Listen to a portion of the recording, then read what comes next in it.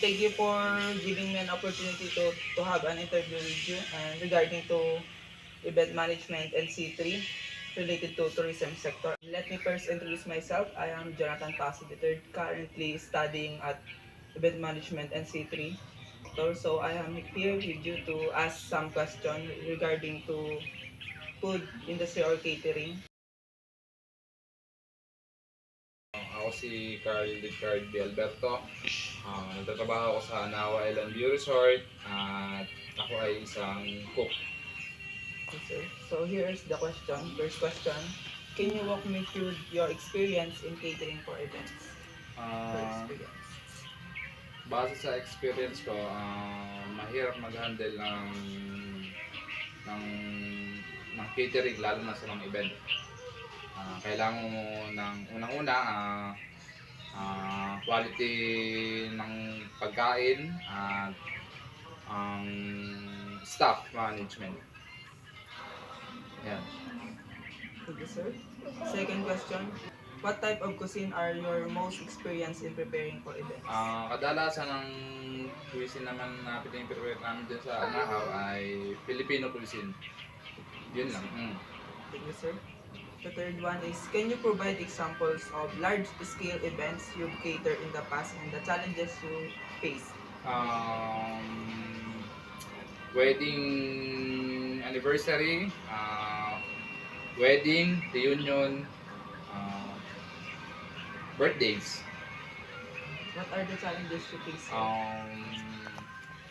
Pagdating sa mga challenges, nagkakaroon din siya ng mga problema pero na-handle pa rin naman ng mga manager ng mga. And then, number 4 is, can you discuss any specialized skills or certifications you have in culinary art, food safety, or event management? Wala akong ibang experience bukod dyan sa pinagtatrabahoan ko pero nakatenda ako ng mga seminar sa mga food and beverage.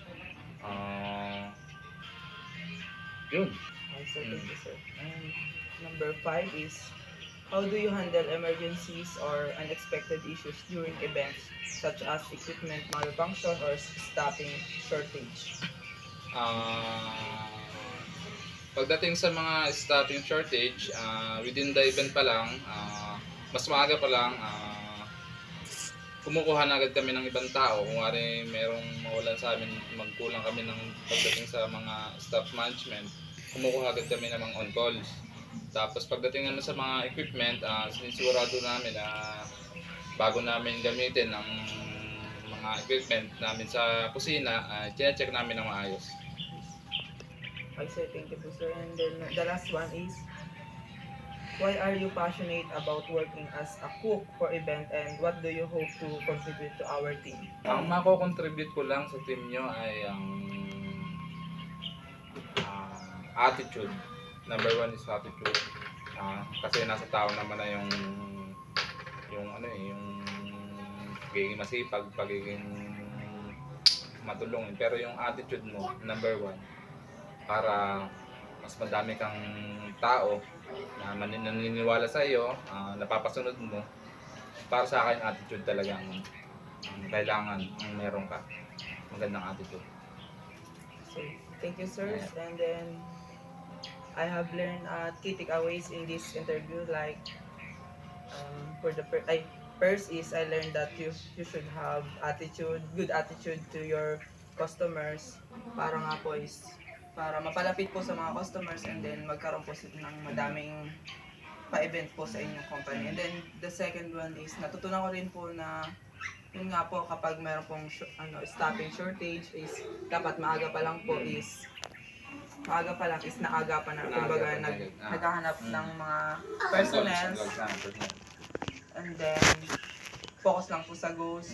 And then dun po sa isa pa po is yung sa mga equipment po dapat po ay malinis, tapos wala pong malfunction po na nangyayari. Bago gamitin man po yung mga equipment ay ayos na po, na check na po sila. So yan po, sir, maraming salamat po sa pagbibigay niyo po sa akin ng paunlak sa pag-interview and then I hope that I will use this interview to success in event management FC3. So sir, please accept this little amount of fruits. Na po, ano, pagpapanlak niyo po sa akin ang interview. So, thank you. And I appreciate your time and effort to have this interview, sir. Thank you po, sir. Maraming salamat din. Thank you po, sir. Mm.